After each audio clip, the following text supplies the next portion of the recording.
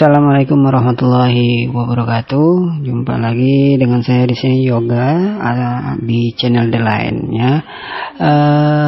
Apa kabar semua teman-teman sahabat-sahabat The Line kali ini ya?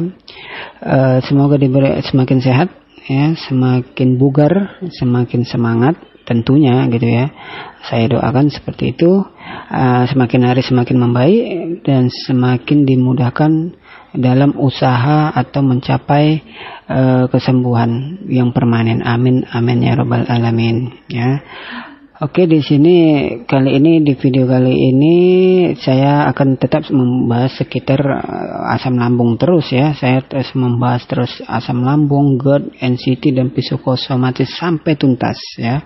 Sampai problem-problem teman-teman semua ini sampai tidak ada lagi ya. Jadi oh ya, di sini teman-teman saya memberitahukan kepada teman-teman bahwasanya saya meminta support kepada teman-teman, kemudian meminta bantuan kepada teman-teman untuk saya bisa lebih banyak lagi, agar saya bisa lebih banyak lagi men-sharekan video-video lebih banyak lagi kepada teman-teman. Tolong dibantu supportnya dengan mengklik subscribe di channel saya, kemudian mengklik jempol ya, like, kemudian share video-video saya kepada teman-teman, karena kalau kita membagi ilmu yang bermanfaat adalah jalan kesembuhan kepada kita sendiri ya. Kalau kita memberi kemudahan, membantu orang yang sedang kesulitan, maka kita akan dipermudahkan juga dalam permasalahan hidup kita ya. Jadi saya minta dukungan dari teman-teman semua, saling mendukung ya, saling mensupport ya. Oke, kali ini saya akan membahas video yang kali ini pertanyaan yang begitu banyak juga ya.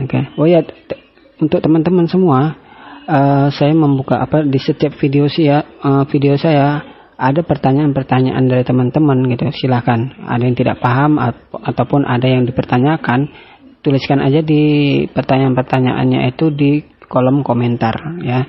Jadi pertanyaan paling terbanyak saya akan menjawabnya pertanyaannya itu melalui video ya. Saya akan membuatkan videonya dengan menjawab pertanyaan paling banyak di kolom komentar ya. Oke, di video kali ini saya akan membahas ya, bukan membahas sih, memberitahu ya ciri-cirinya gitu, ciri-ciri NCT ya, ciri-ciri GERD NCT ya. Ya, bisa saya sebut sini judul temanya videonya adalah 1001 pertanyaan yang timbul di pikiran oleh si penderita GERD dan NCT ya. Jadi di sini saya akan apa-apa saja sih gitu ya, pertanyaan yang timbul di dalam pikiran mereka ya. Oke, yang pertama langsung saja. Yang pertama itu yang paling sering timbul adalah sebagai berikut.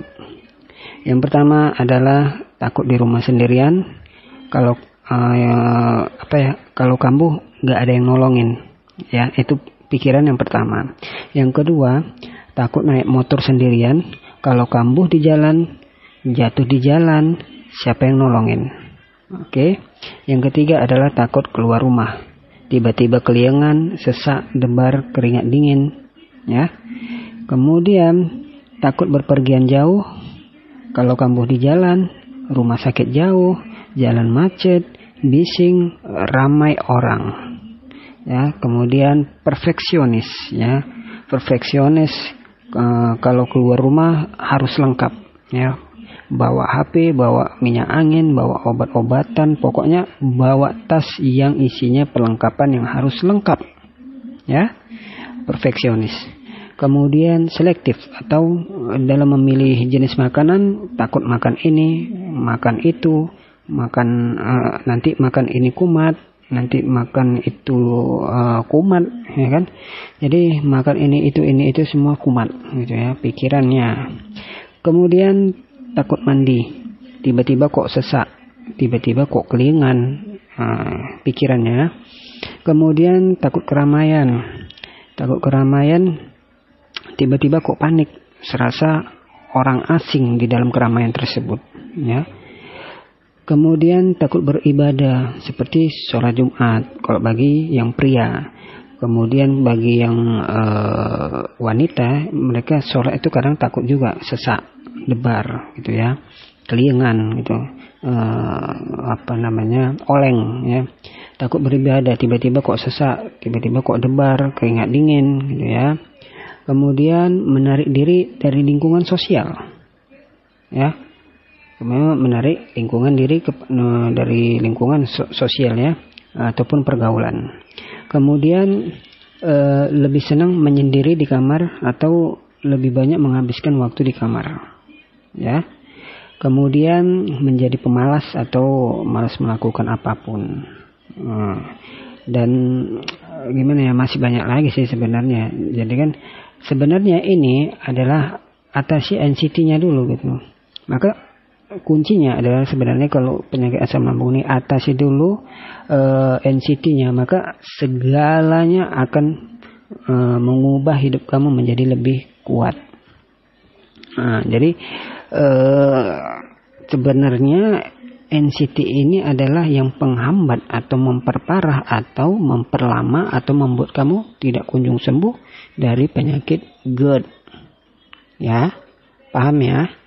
Jadi intinya adalah yang membuat kamu tidak kunjung sembuh dan memperparah penyakit GERD kamu dan membuat kamu tidak sembuh-sembuh ya sampai saat ini juga, atau memperparah atau menghambat atau menghalang kesembuhan kamu, itu adalah NCT ya.